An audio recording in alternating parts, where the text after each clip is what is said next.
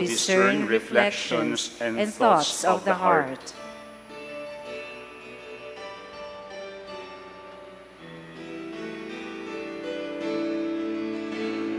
Alleluia, Alleluia, Alleluia, Alleluia.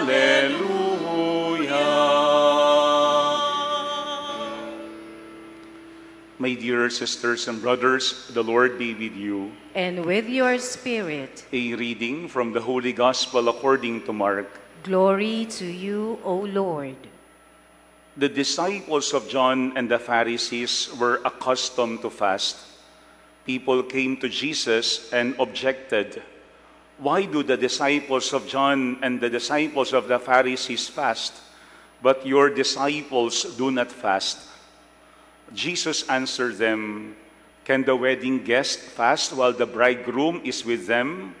As long as they have the bridegroom with them, they cannot fast. But the days will come when the bridegroom is taken away from them, and then they will fast on that day. No one sews a piece of unshrunken cloth on an old cloak. If he does, its fullness pulls away the new from the old, and the tear gets worse. Likewise, no one pours new wine into old wineskins. Otherwise, the wine will burst the skins, and both the wine and the skins are ruined. Rather, new wine is poured into fresh wineskins." My dear friends, the Gospel of the Lord. Praise to you, Lord Jesus Christ. Please be seated for a while. Again, my dear sisters and brothers, good evening. I think there are certain things that we're accustomed to do. Yung mga bagay na like default mode sa atin, automatic nating ginagawa. For example, every day. For some of you, going to Mass can be something automatic that you do every day. Some could also have their devotion in going to confession regularly. And when we look at our Gospel, the Jews were accustomed to fast. In fact, they do fasting twice a week to show to others that they are devout in practicing their religion.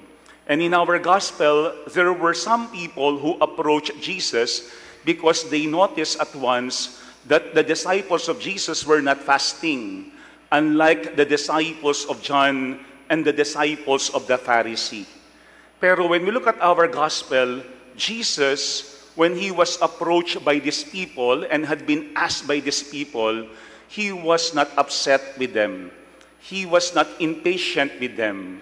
In fact, here in our Gospel, Jesus was trying to explain to these people why his own disciples were not fasting. Hindi nagalit si Jesus. Hindi nawalan ng pasensya si Jesus. No? Because sometimes, we could also have that tendency to be impatient with people who are not doing the things that we are always doing, or people who are not like us, o mga tao na maaaring hindi agad-agad na iintindihan yung ating pinapaliwanag sa kanila. But when we look at our Gospel, Jesus was very patient in explaining to them that there is a time for everything. There is a time to fast, but also a time to feast. Because as long as the bridegroom is with his friends cannot fast.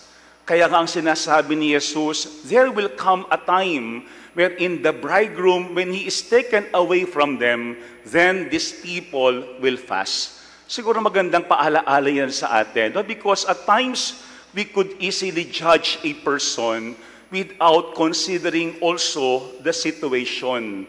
Kaya nga ang sinasabi ng ating ebanghelyo, tignan muna yung background. Timbangin muna ang talagang nangyayari. Because sometimes we may do or think that we are right and others are wrong. Tayo yung tama, mali kaagad yung ating kapwa. That we are devout and other people are not. That we are obedient in following the laws of God and others are disobedient. Kaya nga maganda itong ating ebanghelyo. Why? Because Jesus is trying to explain to us to look at what we are doing every day na maaaring nagiging very automatic sa ating lahat. Kaya we tend to complain when we see certain people who are not doing the things that we are doing, or people who are unlike us. Let me invite you to reflect on the word fast. No, ito yung ating pagnilayan sa gabing ito, because when we look at our gospel, the question of these people is with regard to fasting. Yung salitang fast has 4 letters. Yung first letter in the word fast is F. Let us focus on where we are and on what we are doing. Because sometimes I think we have the tendency to look at other people and compare ourselves to them. Bakit kami nag-aayuno, yung iba hindi? Bakit kami sumusunod, yung iba hindi? Bakit kami nagdarasal, yung iba ay hindi? Because when we look at our gospel, Jesus wants us to focus on where we are, on what we are doing, and trying to find God there. Huwag nating laging ihahambing yung ating sarili sa ating kapwa. Kasi mawawala talaga sa atin yung joy, yung meaning, yung fulfillment in whatever we are doing. Sabi nga, iba't iba ng panahon niyaan, iba't iba ng tawag ang Diyos sa atin. Kaya ang mahalaga, tutukan lamang natin kung saan tayo nandoon, ano yung ginagawa natin, at paano yung ating ginagawa ay makapagbibigay ng papuri sa Panginoon. First is letter F. Focus on where you are and on what you are doing, and not look at other people. Huwag nating i-compare yung ating sarili sa ating kapwa. Huwag nating laging titignan ano ba yung ginagawa ng iba na marahil hindi natin ginagawa, or the other way around. Ano ba yung ating ginagawa na hindi ginagawa ng ating kapwa? Second is letter A.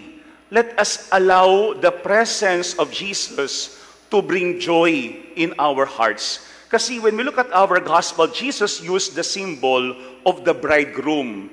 Ang sabi diyan ni Jesus, as long as the bridegroom is within, they cannot fast. Why? Kasi yung presence of the bridegroom brings joy to these people. Sa ating buhay ganoon din.